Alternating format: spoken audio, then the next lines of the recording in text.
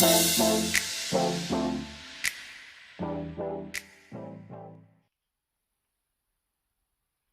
not us, we're Westest Modified, and in this one we're going to be fitting a 3-inch induction kit, a Tegiwa one that is, to Dave's FN2. So this bad boy's arrived, and in this fucking box you will see, not me, it's in fact a 3-inch induction kit for an FN2 type part from Tegiwa. It's a Tegiwa zone. In the box you will get a nice Pro-Ram Ram air filter. You get your 3-inch pipe work.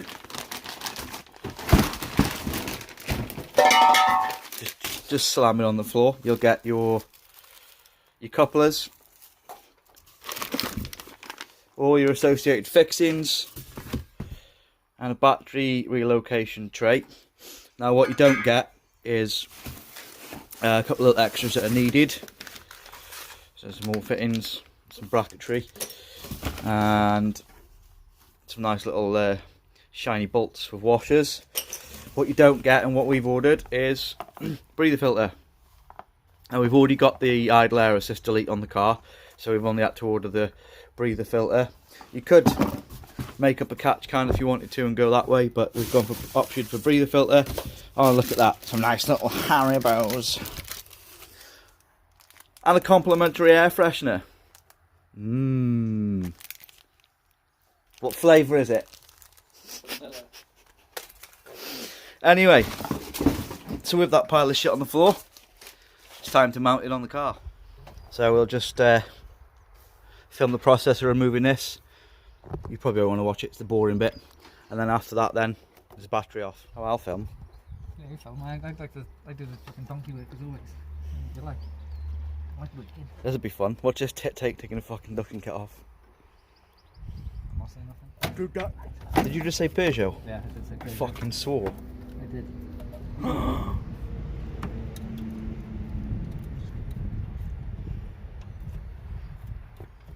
Yeah, I'm too bad, dickhead.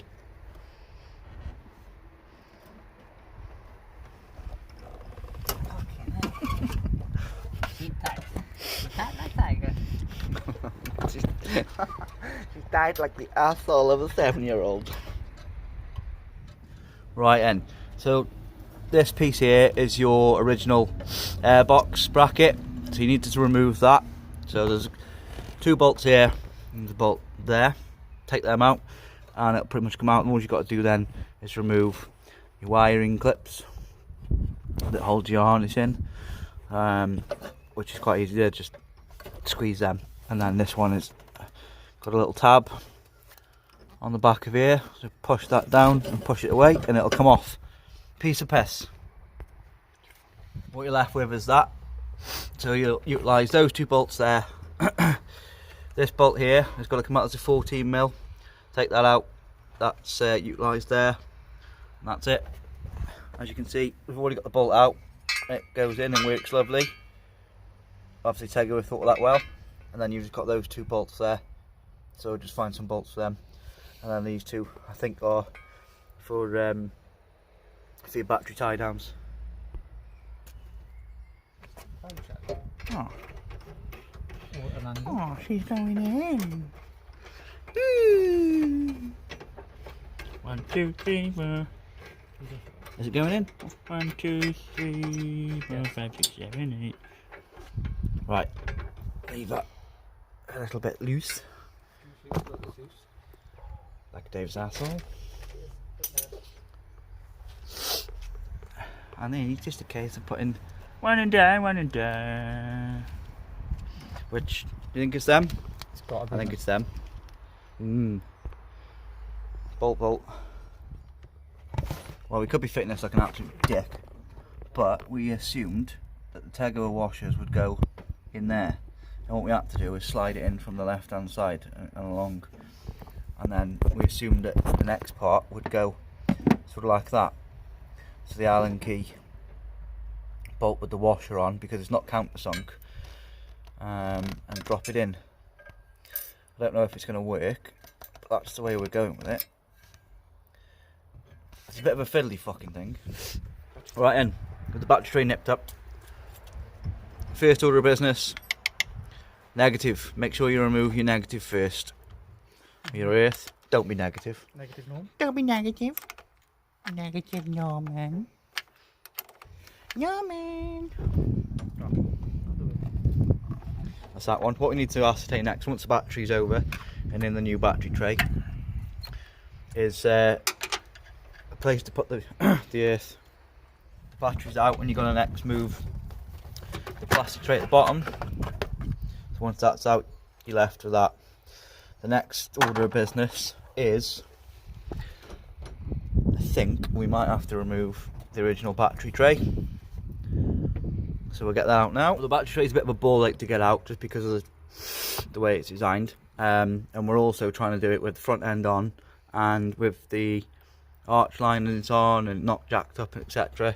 But there's 2 bolts, go from the top, they're quite easy to get to.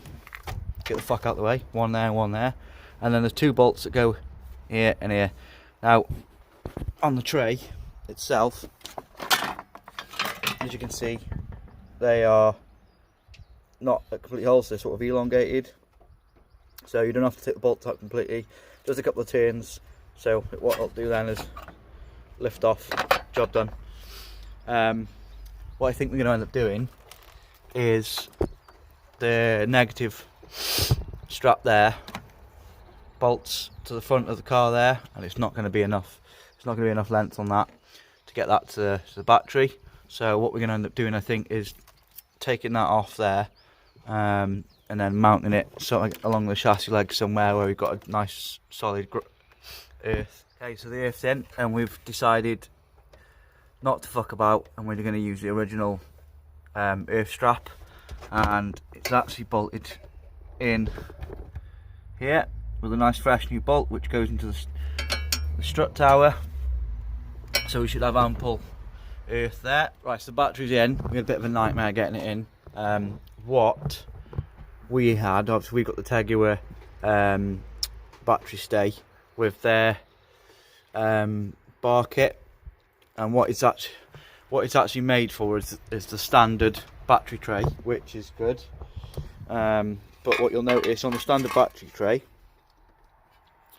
the 2 lugs where the hooks would go are at different heights. So what you end up getting is you end up getting a short one and a long one. So when you come to mount it on this part, it doesn't work. So what we had to do is obviously cut a small piece off one side and use a slightly longer bolt, and that's enabled us then to get the battery clamped down. What we found on the battery tray is each lug that's down here, there and that one, is actually at the same height and not stepped up slightly.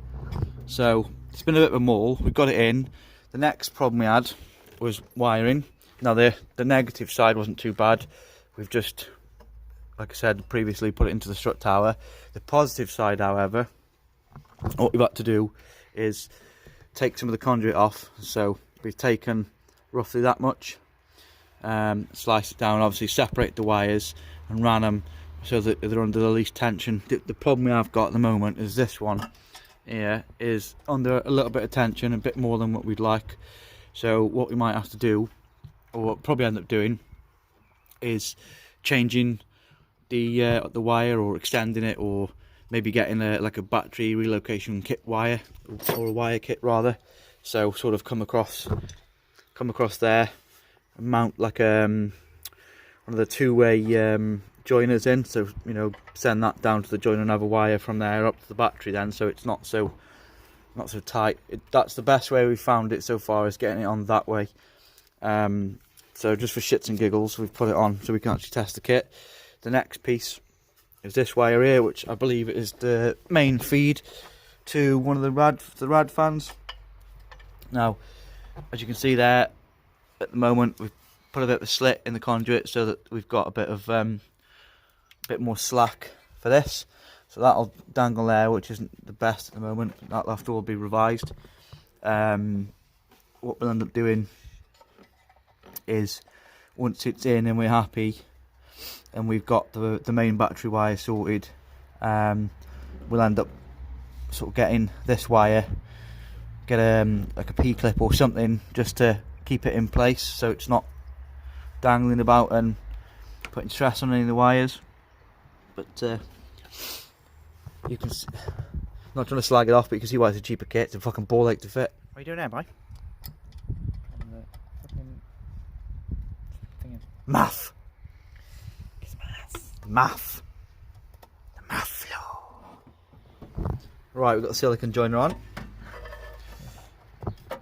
It's a bit of a fiddle getting the pipe in. You're probably going to end up scratching the shit out of it against the chassis leg, but what we've got at the moment, we've got a ball ache with the fucking headlight. And these are just a standard, like, sort of xenon headlights. It's hitting the actual back of the light here at the moment. Ball ache, we're in. What a fucking ball ache that was. So we had to take the coupler back off and put the coupler onto this pipe first and have it loose to manipulate it to go onto the throttle body, and it wasn't easy. It was a bit of a ball ache, and you can see it's fucking tight up against the headlight. It's pretty much jammed up against the headlight at the back, and then we had to sort of bend the bracket down here to fit, get it in, but that's in now. We used one of the original battery tray bolts because it uses that point there to mount, so we used one of them back in. Next ball ache we had was the K-tuned rocker colour breather. Does not fit on the standard K20Z4 rocker because of the bracket here which holds your fuel pipe, so that had to be manipulated for it to fit. We've sort of got it on there at the moment, not happy with it, so what we'll have to do is either bring this back off and manipulate the bracket into a better position so it looks nicer, or listen to him go, fucking cogging it, boy. Or we'll have to get a silicone hose on here and then have a straight joiner, and then it will sort of extend it out this way, and it'll work. It just won't look as probably as fancy, but it's in. The next ball ache we're going to have now is we're going to have to jack her up and take the wheel arch liner out to put the filter in. So that's the next step. So let's get it the resistance. So wheel off, and then it's just a case of pulling back the arch liner. Mind this dickhead's head.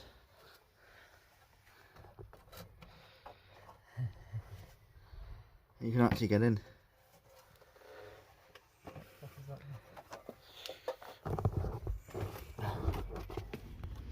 Part 2 of the fitting. Hello. Back for another night because we had to call it a night last night. Got rather late. Now then, it is accessible through the inner arch. A bit of a ball ache, but straight away we found. Can I get it? Yes, we can. Can you dig it? Yes, we can. The filter was hitting against the fog light scoop, so we've had to take that out. We're gonna have to trim that off. It was very close as well to the sensor there, the crash sensor. So it's a tight one. She's fucking tight. Hey Dave.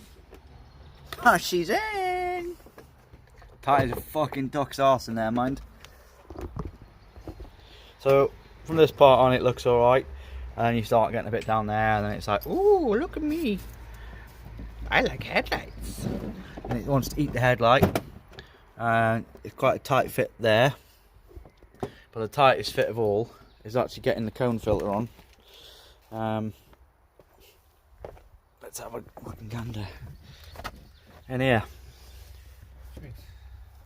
Pushing all the cable ties.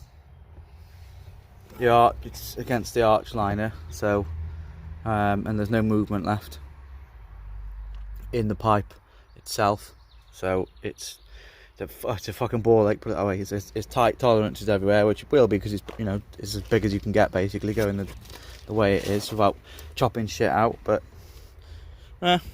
it'll do for now. So it's in. It's not perfect, but it's in. So the inner arch is bulging out there, like you can see. That's on the back of the pod filter. There's no more adjustment in it now. It is what it is. I think you probably could notch the liner, but then you definitely need a filter sock on it as well to run it, just in case you're going through puddles, because it'll just fucking suck up anything that you go through. But she's in. She's alive!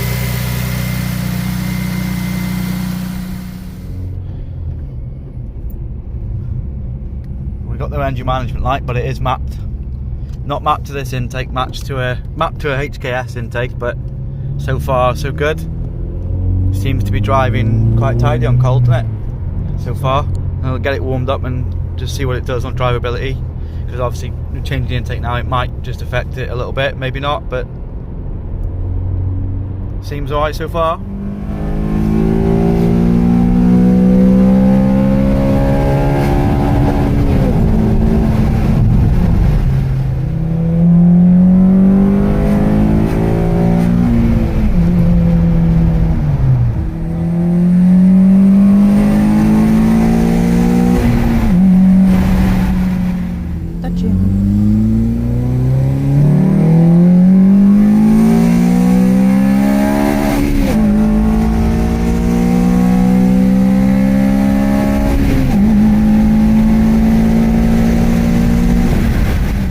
Quiet, but he thinks it feels better, so well done, Tegiwa.